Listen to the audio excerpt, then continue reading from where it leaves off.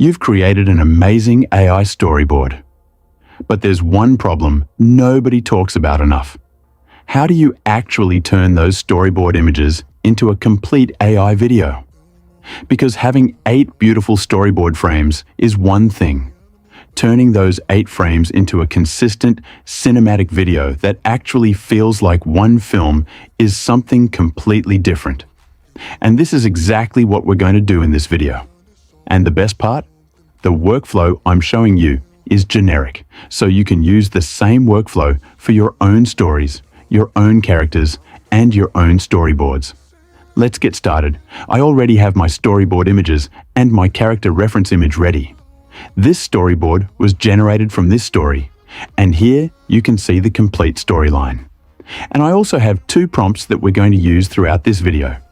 I'll also give you access to this Google Doc, so you can copy these prompts and use them for your own projects. Now, I'm assuming you already have your storyboard ready because the main topic of this video is storyboard to video generation. So, we're not going to cover how to create the storyboard itself. But if you don't know how to create AI storyboards yet, I have 3 videos on my channel that explain the entire process, and you can watch those first. Now, let's get back to our main topic. We have our storyboard ready. So, it's time to turn it into video. If you created your storyboard directly inside Google Flow, that's perfect. But if you created it somewhere else, simply create a new project and upload your storyboard images here. Now, we need to add our storyboard shots to the prompt section. Wait, let me zoom the screen in a little bit so everything is easier to see. Perfect. And one more important thing, make sure agent mode is turned on. Now I'm going to add my storyboard images one by one. Image 1, Image 2, Image 3, and so on. I'll add all of the storyboard images in sequence. Now, let's go back to the Google Doc. You can see that I have prompt 1 here. I'm going to copy the entire prompt and paste it into Google Flow Agent. Now, this is a generic prompt, so you can use it for any of your own projects. What this prompt does is tell the agent to understand all of the storyboard images, understand the story, and then create the video generation prompts and clip structure for us. But did you notice something? We haven't actually given the agent our story yet. So, just before the prompt, I'm going to add another line.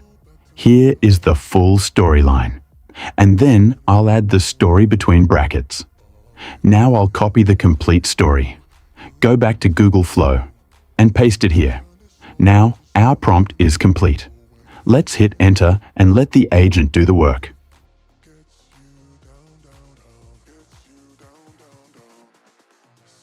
Google Flow Agent has done some impressive work.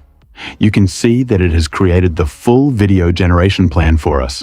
It has also decided how many clips we need and, most importantly, which storyboard images should be used for each clip.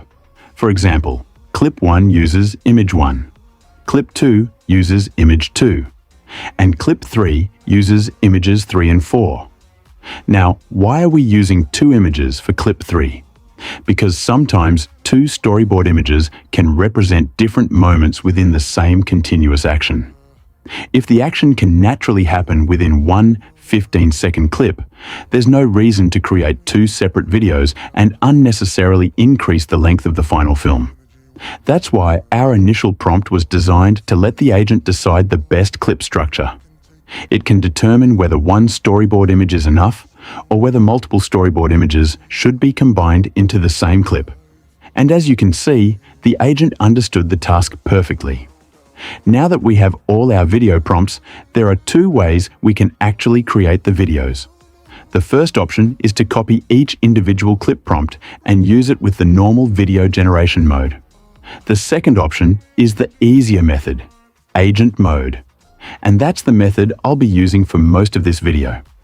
I'll also demonstrate the normal mode for one of the final clips, so you can see the difference between both workflows. For video creation using agent mode, I'm going to copy prompt 2 from the Google Doc and paste it into agent. Then I'll hit enter. It's asking for approval, so let's approve it. Now, technically, I could also have added the storyboard image for clip 1, But I'm intentionally going to generate this one without adding the image, just to show you something interesting. Because the agent already has access to our previous conversation, it can use the information we provided earlier and understand what it needs to generate. And there we go. Our first video is generated. And honestly, it looks pretty good. Now let's create clip 2. This time, I'm going to add the reference image as well as the character sheet, because I want to give the model as much information as possible for better character consistency. If you remember from our clip map, clip 2 only requires image 2. So I'll add image 2 and the character reference image. Now, I'll copy and paste prompt 2 from the Google Doc again. And just before the prompt, I'll give the agent a quick instruction to update its context. Now create clip 2. I've added the storyboard reference image and character sheet so you can maintain better consistency. And now I'll hit enter. While clip 2 is being generated, let's scroll up and check which images we need for clip 3. It says we need images 3 and 4. Perfect. But there's one problem. We don't want to keep scrolling all the way back up every time we need to check which images belong to which clip. So I'm going to copy this clip guide into a new Google Doc. Now we have everything in one place. Much easier. Let's go back to Flow Agent. It said it was going to generate the video, but it didn't actually generate it. So I'll simply give it the command again. I'll add the second storyboard image and the character reference to the prompt box. Then I'll say, create clip 2. And this time, notice that Agent doesn't repeat the entire prompt. That's because we already gave it the instructions earlier, so it remembers what it needs to do. Now it's working. Let's approve it and wait for the result. And there we go. Our second video is ready. Now let's move on to clip 3. As we saw earlier, clip 3 requires images 3 and 4. So I'll add both images and give the agent a simple command. Let's create clip 3. Again, I don't need to paste the entire video prompt because Agent already has it from our previous conversation. Now Agent has run into a situation, and this is actually a good example of something that can happen when you work with AI tools. Because we provided 2 images, Agent is trying to use them as different visual states for the beginning and end of the video. That type of workflow requires a model that supports start frame and end frame references. Google Flow is telling us that one of the available models supports this workflow, while the Omni model works differently and will use a single image as the main reference. So Agent is asking us which approach we want to use. In this case, I'm okay with using the Omni model. So I'll tell it, let's go with Omni. Situations like this can happen in your own projects too. I could have skipped this part from the tutorial, but I wanted to show you what happens when the agent encounters a limitation and, more importantly, how you can work around it. As you can see, Agent again said it was going to generate the video, but it stopped without actually generating anything. So I'll simply give it the command again. Create clip 3. The important thing is that Agent still remembers the previous decision. It already knows that we want to use the Omni model.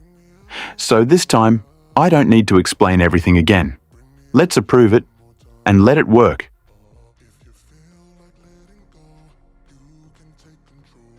And here is our third video.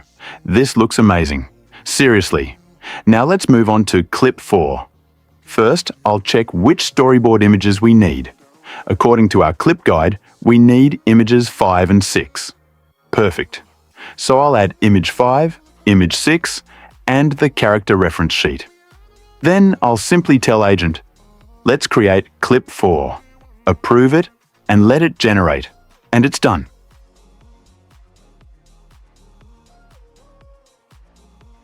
I'll follow the same process for clip 5.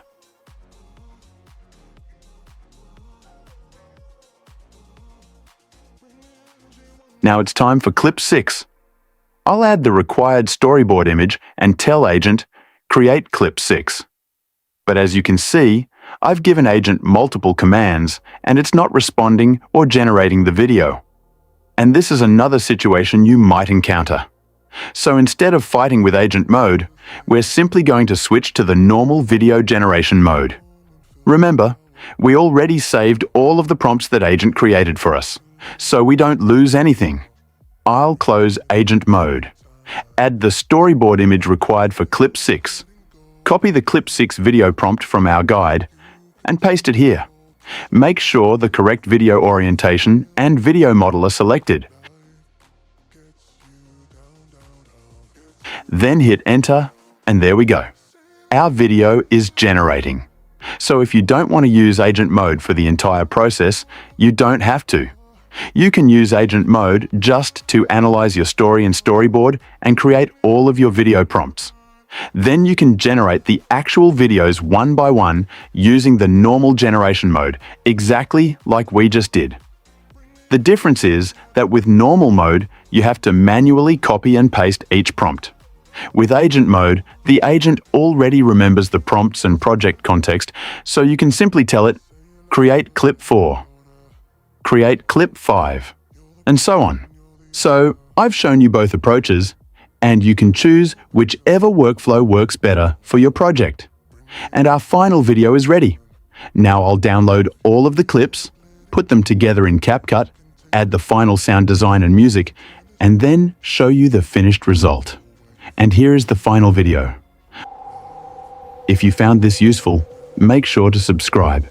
It's completely free for you, but it really helps support the channel and gives me the motivation to keep making more AI filmmaking tutorials. Thanks for watching, and I'll see you in the next one.